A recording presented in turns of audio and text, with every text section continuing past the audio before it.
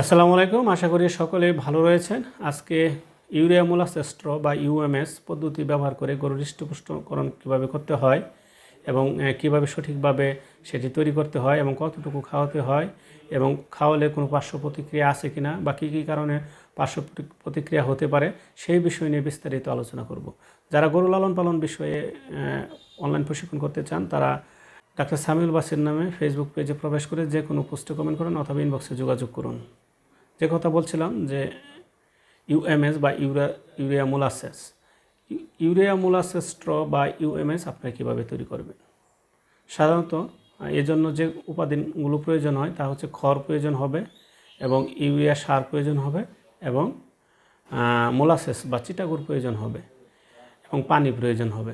সুতরাং আপনারা যদি মোলাসেস সংগ্রহ করতে পারেন এবং আপনাদের যদি পর্যাপ্ত পরিমাণে খড় থাকে এবং ইউরিয়া সার অ্যাভেলেবল থাকে তাহলে আপনারা এই ইউএমএস স্ট্র তৈরি করতে পারবেন। এই ইউএমএস স্ট্র তৈরি করার নিয়ম হচ্ছে আপনি খড়গুলোকে টুকরো টুকরো করে কেটে নিতে হবে।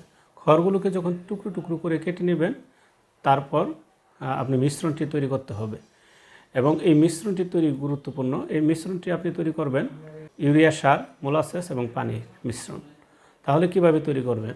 সাধারণত খড়গুলোকে টুকরো টুকরো করে কাটার পর এই মিশ্রণটি তৈরি করতে হবে এবং এই মিশ্রণটি তৈরি করার জন্য সাধারণত 10 কেজি খড়ের সাথে তার অর্ধেক অর্থাৎ 5 কেজি বা 5 লিটার পানি এবং তার অর্ধেক লালি বা মোলাসেস এবং 300 গ্রাম ইউরিয়া।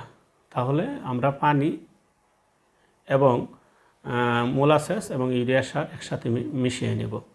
তাহলে 10 কেজির জন্য এভাবে আপনার মেশাতে হবে। যদি আপনি 20 কেজি করতে চান তাহলে এই অনুপাতে বাড়াবেন, 100 কেজি করতে চাইলে এই অনুপাতে সবগুলো বাড়াবেন। যেমন 20 কেজি যদি করতে চান তাহলে তার অর্ধেক কত, 20 কেজি খড়ের সাথে তার অর্ধেক 10 লিটার পানি মেশাতে হবে এবং তার অর্ধেক অর্থাৎ 5 কেজি লালি বা মোলাসেস মেশাতে হবে এবং 10 কেজিতে যেহেতু 300 গ্রাম, 20 কেজিতে 600 গ্রাম। তাহলে এইভাবে আপনি যত বেশি করবেন এই অনুপাতে বাড়াতে থাকবেন, তাহলে কিন্তু আপনাকে এই ইউরিয়া মোলাসেস স্ট্র তৈরি হয়ে যাবে। তো ইউরিয়া মোলাসেস স্ট্রর ক্ষেত্রে এই অনুপাতে যখন আপনি পানি এবং ইউরিয়া সার এবং মোলাসেস আপনি মিশবেন, তারপর সেটি খড়গুলোকে স্তরে স্তরে সাজিয়ে সেগুলো দিতে হবে। খড়গুলোকে যখন স্তরে স্তরে সাজিয়ে আপনাকে দিবেন তার উপর এই মিশ্রণটি স্প্রে করে নিতে হবে অথবা হাতের মাধ্যমে ছিটিয়ে দিতে পারবেন। তারপর আপনার সেগুলো সুন্দরভাবে মিশ্রণ করে তারপর আবার আরেক স্তর খড় উপরে মিশাবেন, আবার মিশ্রণ দিবেন। এভাবে স্তরে স্তরে সম্পূর্ণ খড়টি মিশাতে হবে, তাহলে ভালো সমসত্ব মিশ্রণ তৈরি হবে। এইখানে খেয়াল রাখতে হবে যে মিশ্রণটি যখন আপনি তৈরি করবেন তখন যখন ছিটাবেন তখন যেন সেটি বাইরে চলে না যায় এবং সেটি যেন এই দ্রবণটি যেন নিচে না পড়ে যায়। এই জন্য কোনো পলিথিনের উপরে এই মিশ্রণটি তৈরি করা ভালো।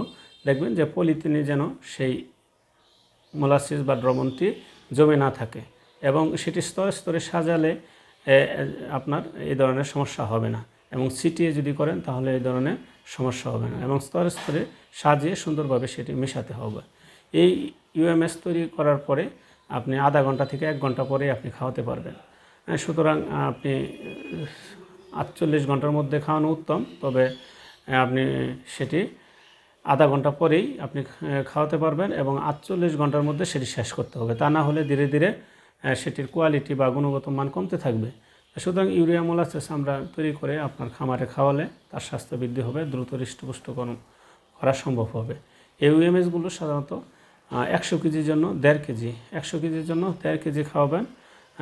সাধারণত অন্যান্য খাবারের পাশাপাশি এই ইউএমএসটি দিবেন, তাহলে আপনার দানাদার খাবার খরচ কম পড়বে, পাশাপাশি আপনার গরুর স্বাস্থ্য বৃদ্ধি হবে। সুতরাং আপনার এই ইউএমএস আপনারা খাওয়াতে পারবেন। তাহলে এই ইউএমএস যদি আপনারা আধা ঘন্টা পরে খাওয়ান তাহলে কোনো ক্ষতি হবে না এবং এই ইউএমএসটি পানির সাথে মিশিয়ে খাওয়ানো যাবে না। যদি পানির সাথে মিশিয়ে খাওয়ান তাহলে স্বাভাবিকভাবেই সেই মিশ্রণটি পানির সাথে মিশে যাবে এবং তখন গরুর ফুড পয়জনিং বা নাইট্রেট পয়জনিং হওয়ার সম্ভাবনা রয়েছে। সুতরাং এই মিশ্রণটি কখনো পানির সাথে মিশিয়ে খাওয়ানো যাবে না অথবা আগে পরে সাথে সাথেই পানি খাওয়ানো যাবে না। সুতরাং এই বিষয়টি আমাদের একটু খেয়াল রাখতে হবে। পাশাপাশি ইউএমএস খাওয়ানোর ফলে বিশেষ করে আপনি সবসময় খাওয়াতে পারবেন। 6 মাসের বেশি বয়সের বাছুরকে আপনি খাওয়াবেন। তাছাড়া অন্যান্য সময় আপনি এই ইউএমএস খাওয়াতে পারবেন। বিশেষ করে হৃষ্টপুষ্টকরণ ক্ষেত্রে তো ষাঁড় গরুকে বেশিরভাগ হৃষ্টপুষ্টকরণ করা হয়, আপনি খাওয়াতে পারবেন। গাভীকেও খাওয়াতে পারবেন, গর্ভবতী গাভীকেও খাওয়াতে পারবেন, কোনো সমস্যা হবে না। কিন্তু পানির সাথে সেটি মিশিয়ে খাওয়ানো যাবে না। তো এই বিষয়গুলো আমাদেরকে মানতে হবে। যদি আমরা এই বিষয়গুলো মানি তাহলে কোনো ধরনের সমস্যা হবে না। এক্ষেত্রে কিন্তু কখনোই ভুলক্রমে পানির সাথে মিশিয়ে খাওয়ালে অথবা সরাসরি ইউরিয়া সার খাওয়ালে অথবা কোনো কারণে ইউরিয়া খেয়ে ফেললে আপনার দ্রুত উপজেলা প্রাণী সম্পদ দপ্তর ও ভেটেরিনারি হাসপাতালে যোগাযোগ করতে হবে। কারণ হচ্ছে যে এই ধরনের সরাসরি যদি কোনো কারণে ইউরিয়া গরুর পেটে চলে যায় তাহলে নাইট্রেট পয়জনিং হতে পারে এবং সেটি গরুর খুব দ্রুত মারা যেতে পারে। এই ধরনের ঘটনা ঘটলে আপনার দ্রুত উপজেলা প্রাণী সম্পদ দপ্তর ও ভেটেরিনারি হাসপাতালে যোগাযোগ করবেন।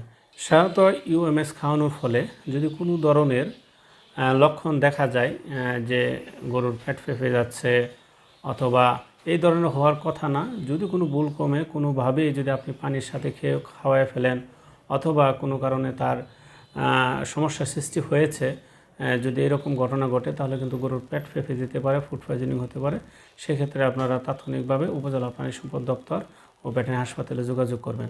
তবে এই বিষয়ে আতঙ্কিত হওয়ার কোনো প্রয়োজন নেই। কারণ হচ্ছে আমি যেভাবে বললাম সেভাবে তৈরি করে যদি আপনি আধা ঘন্টা বা 1 ঘন্টা পরে সেটি 1 ঘন্টা পরেই খাওয়ানো উত্তম।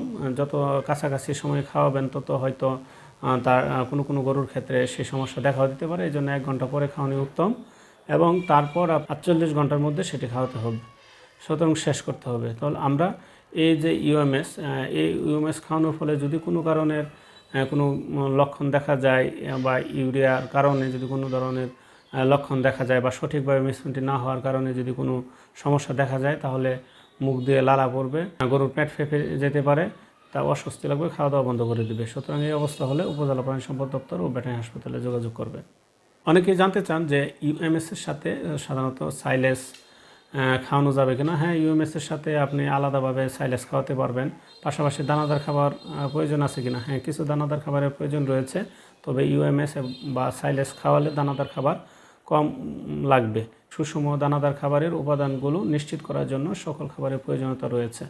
সুতরাং আপনি যত আইটেম বেশি খাওয়াবেন তত বিভিন্ন ধরনের পুষ্টির নিশ্চয়তা বাড়বে, সুতরাং আপনারা খাওয়াতে পারবেন।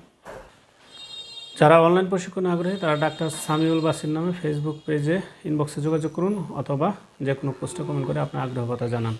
আজ এ পর্যন্তই। সকলে ভালো থাকুন, সুস্থ থাকুন। আসসালামু আলাইকুম ওয়া রাহমাতুল্লাহি ওয়া বারাকাতুহু।